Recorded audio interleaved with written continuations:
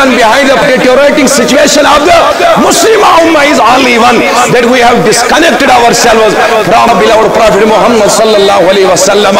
तमाम तकालीफ का बुनियादी वजह एक है, हमारा ताल्लुक गुलामी मुस्तफा से कट गया है। जब ये ताल्लुक कटा हम बेनमाजी बने, जब ये ताल्लुक कटा हम चरसी बने, ड्रग एडिक्ट बने, हम बेहया बने, हम वालिदैन के नाफरमान बने, हम जुल्म करने वाला बादशाह नहीं देखना।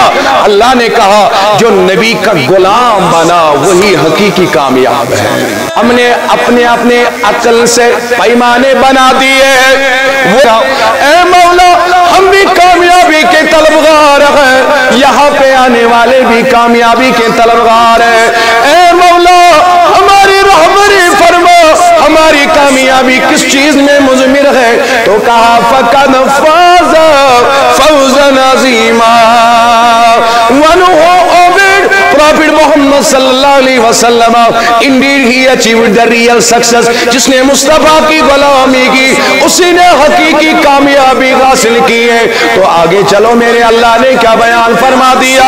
लक़द कान लकुम फ़ी रसूलिल्लाहि उस्वतुन हसना।